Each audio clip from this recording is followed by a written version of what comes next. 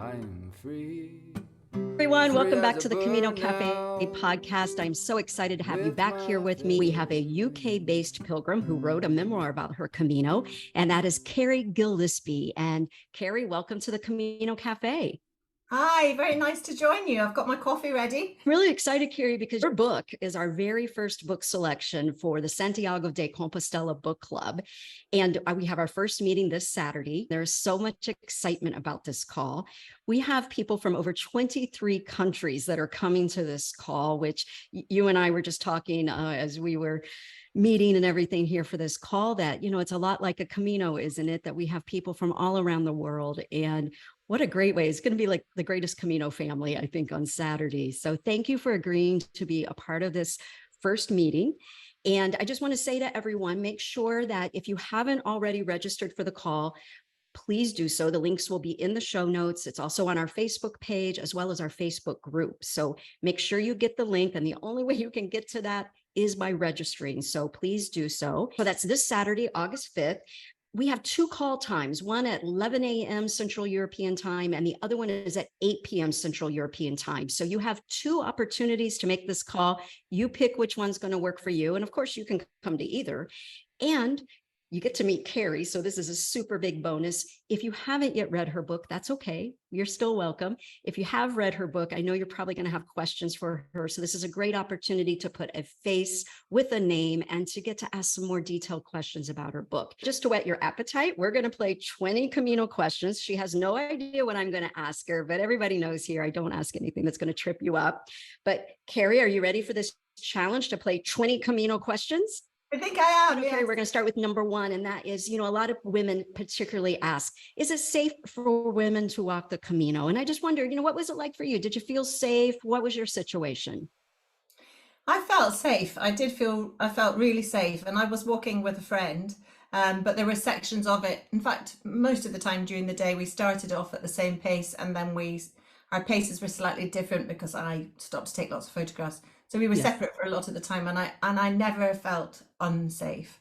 I felt always as if I was never too far from anyone. There were a couple of moments when we felt slightly freaked out, but I think that happens wherever you are. But I know I felt very safe. It was a really comfortable environment for me to be in.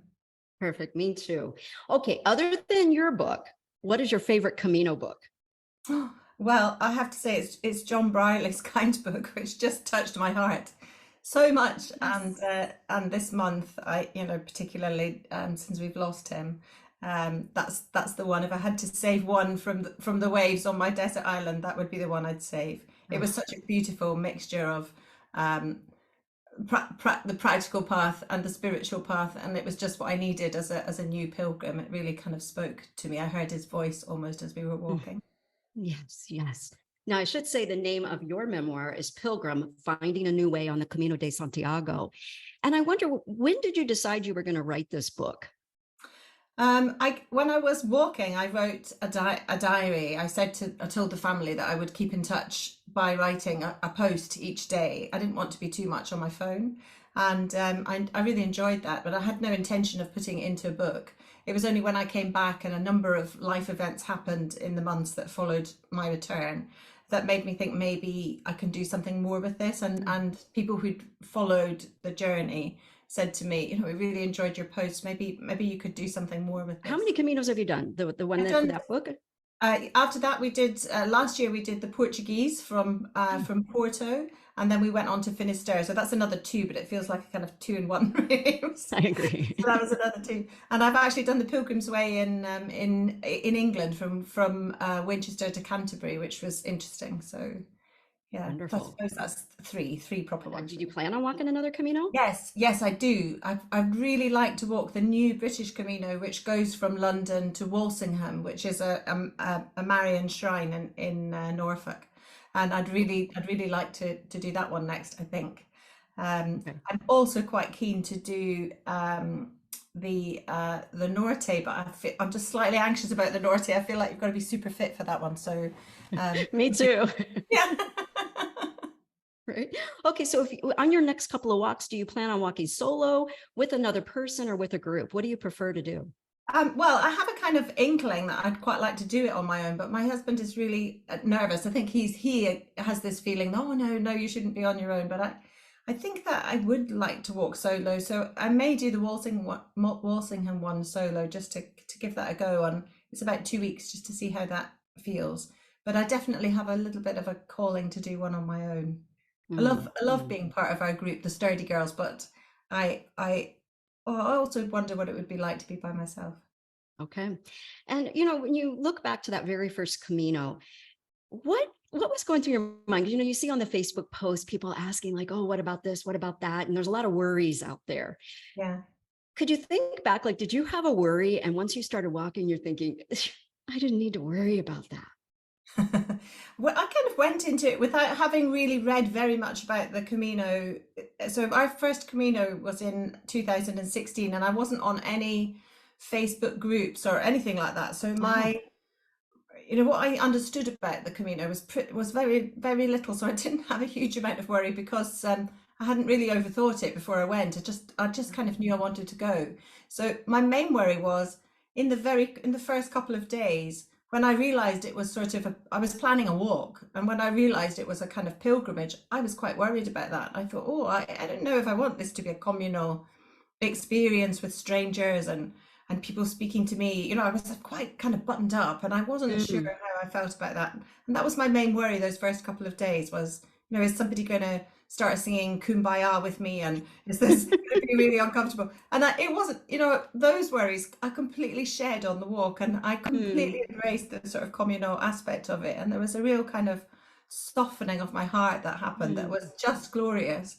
So those mm, worries, I suppose it was good that I had the worries, because then something really shifted in me as mm. I walked. Oh boy. Okay. I'm going to want to dive into that when we have the book club because that is very interesting. Okay. But next, since we're just doing the quick 20 Camino questions, do you have just a couple of quick tips that you would give to first time walkers? Somebody who's sitting here watching us and they're like, yeah, I Yeah. really want to walk, but what would you tell them? Well, firstly, just do it. Just do it. Don't overthink it. Just do it. Just Mm, go for it. And even if you think you're not fit enough, you get fit on the way. Don't let things hold you back. Don't think everything has to be perfect for you to set off on the walk. And secondly, pack as light as you can. If you can make your pack under 6 kilograms, it will make a huge difference to how you feel on the walk. And so take absolutely the minimum, because you need so little, and that is part of the joy of the walk, really. Oh, my dog has joined us. my Sorry. dog's right behind us, so he may join as well. We love having dogs at the Camino Cafe. So, well, let me ask you, was there anything you took on that first Camino that you ended up throwing away or giving away or saying, oh, why did I bring this? um, on this last Camino, I was persuaded to take a giant long extension cable to charge my phone. A like really long one, like 2 meters long, or maybe 3 meters long. And I really, really didn't need it. And I should have shed it halfway. I'm too, I'm too tight-fisted to get rid of it, so I carried it the whole way. I absolutely didn't need it. On the first walk, I think I took some toiletries that I dropped them in the bin in Roncesvalles. There's a big bin that people put their Yes. sort of conditioner and things in, and I think I had like a moisturizer and a conditioner or something that I just left there. I didn't need any of that. My hair Oh, survived. beautiful. Beautiful. Okay. What was your favorite thing about your most recent Camino or or last pilgrimage? Actually, I was completely blown away by seeing Finisterre, the lighthouse at Finisterre, as I came round the corner. We were in sort of a long kind of path with lots of vegetation on either side, and it clears at the end, and you see the lighthouse, and it was actually a really, really moving moment, almost as moving as seeing the cathedral in Santiago. It felt really wonderful to be at the sea after that long journey Yes. west. Seeing it felt absolutely wonderful. Really a moving moment. Hmm. And when you think back to that very first Camino, what was the most difficult thing for you? I had a tendonitis in my shin, particularly my right shin, and it was pretty painful. And Mm, it didn't. It was the sort of last third of the journey. So I think from from Leon onwards. It sort of started in Leon and got gradually worse towards the end. And there were moments, particularly in the morning, where I thought, I don't know if I'm going to be able to keep on going. Luckily, Yeah. the person I was walking with was a physio. My friend, my best friend is a physio, so everybody should be able to walk with Ali because she's like a Camino saint, and she figured out all kinds of strappings that got me there. And if I wasn't with Ali, I'm pretty certain I wouldn't have made it to Santiago. So Mm. there were moments where pain proved something really to wrestle with, and my relationship with pain really shifted.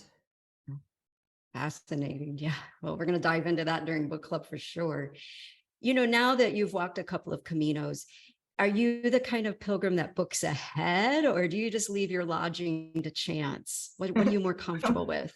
Well, it's quite funny because I'm definitely somebody who is absolutely happy to leave it to chance and just see what happens. And if it was me walking solo, that's definitely how I would do it. But my Hmm. friend Ali, who walked with me the whole way on the Frances, um, is less free, easygoing, I would say. And towards the end of the walk, from Saria onwards, she was really keen that we book. And this time on the Portuguese, a number of people had advised us that it's harder to get accommodation on the Portuguese. So we booked in advance on the Portuguese, and actually it was very nice. Yeah. It was lovely to just not have that worry. I adjusted very quickly to that easy. That also felt easy going because we didn't have to think about it. It's good. But I think if I was doing another Camino in Spain on my own, especially if you're a one, it's quite easy to get a bed for one. If there's four of you, it's harder to get a bed for Good four. point. Next time I would also just go with the flow and see what the Camino provides me with. Are you a bunk bed kind of gal or private room, or are we talking a parador anytime one's available? And no shaming anyone, no shaming. No. Well, on the last one, on the Portuguese I did with the sturdy girls, with my three best friends, we did a real mixture. So we had lots of dorms and bunk beds, and a couple of private, because on the Portuguese it's more difficult to find Yeah. albergues. Yeah. So there were a couple of sort of private albergues where we had rooms for four, and we finished in the Parador in Santiago, which we didn't do Ooh. we didn't do the last time. So I've done a bit of everything, and they're all lovely in their own way. Yeah. What Yeah, about luggage transfer? How do you feel about that? Have you used it? Or are you just like, no, I've got to carry everything kind of yeah. pilgrim?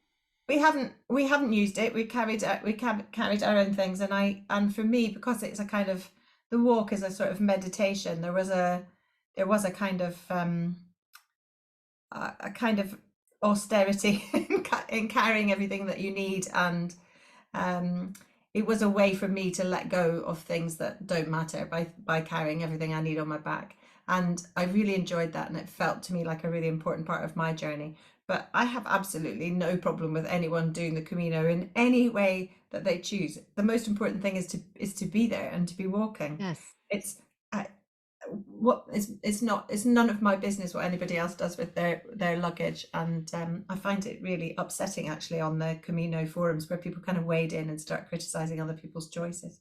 Just, I don't know why that would be of any interest to anybody, what anybody else is doing with their luggage. Yeah, I agree with you. I don't know Yeah, why. And we yeah, never know what someone's full story, right? exactly. And Yeah, there's many reasons that you might choose to do a yeah, Camino in a certain way at a certain point yeah, in your life. So I think giving each yeah, other the space to do that. And that's what I hope with these 20 Camino yeah, questions that we get across, right? Is like yeah, it's your own absolutely. Camino, right? Yeah, although in Oh, the beginning, when Ali and I were talking about it, we had both said, "Oh no, we won't carry our luggage, and we'll get it transferred." And then we thought, "Well, maybe we could." And I thought in the beginning that I wouldn't be able to do it. I just thought, "Oh, I can't yeah. do the walking and carry my luggage." And actually, there was something really, really wonderful and really empowering in discovering that I could do it. So, Yes. I suppose if I was giving anybody advice, it would be give it a go, because you don't have to book it in advance, the luggage transfer. Yes. So you Good could take point. you could take your luggage and carry it for a couple of days, and if you're feeling good, carry on, and if not, then get the transfer. Oh, yeah, I'm glad you said that because I mean, that's true. What if you all of a sudden you're having some kind of injury, like you talked about Yeah, the exactly. tendonitis? A Yeah, great opportunity is you can go ahead yeah, and ship some things on for a couple of days and let your body heal and maybe still yeah. walk some mileage or whatever if needed. All right. What's your favorite food and drink to have while you're walking a Camino? Well, there are so many. There are so many of the Spanish foods that I absolutely love. But I think probably the gambas al ajillo, the prawns and garlic, is probably my absolute favorite. If I was doing a little tapas night somewhere like Logroño, that would be the prawns and garlic. Mm, If I had to pick just one thing, I did have a perfect. meal in I forget the name of the town now. I've forgotten the name of it, but where we'd had a really difficult day and we had a plate of just grilled red peppers that were probably the most delicious thing I ate on the Camino. They were just like heaven. They were so soft, and garlic and oil, and oh, they were just exactly what we needed to be provided with that night. They were heaven. Do you have a special drink, or Oh you yes, just water we yes. only, or what do you No, serve we it? worshipped at the shrine of San Miguel every single night. I love it. Love it. Are you an early riser and you skip breakfast and eat a little later? Or are you the kind of pilgrim that eats a little bit in the morning and then has that infamous second pilgrim breakfast? Well, we were early risers. I liked walking at dawn. I thought it was absolutely beautiful. But I am also somebody who likes to eat. So I got really grumpy if that breakfast didn't arrive fairly quickly. If it was beyond sort of 5 or 6 kilometers, it wasn't really good company until we got to the coffee, the coffee and the Neapolitana. I So, agree. so I'm a bit of both. But I did like to be up and out early and see the sunrise. Yeah, those sunrises. If you Yeah. could go back and tell yourself just one thing before that first Camino, what would you have told yourself? Oh, that's a really good question. I think I would have just said, just be open to it all. Just have no expectations and just see what's coming your way, Mm, and just mm, open your heart to it all. wonderful. And for you, Kari, if you had to give 3 words that would define what a pilgrim is to you, what would you say? Accepting, um, kind, Mm, welcoming. accepting, kind, and welcoming. Final question. Why should people come to the book club meeting on Saturday? What are they going to learn? Well, I don't know. I don't know. I can share my story, and if that in any way inspires people to go and walk the way, then I really, really hope they come, because the point of writing the book was really just to share a bit of the magic of the Camino and the impact that it had on me, and the changes that it precipitated in my life, and talking about the Camino with people who are interested. You meet kind of like-minded souls, so hopefully at the Camino group there'll be a group of people talking Camino, and sharing in that kind of warmth and magic that comes from that Camino space. You have 2 times to sign up. Make sure you pre-register, and we'll be looking forward to seeing you. Look, it's going to be so much fun, and please come Saturday. All right, everyone. Till next time, buen camino. Buen Camino. With my feather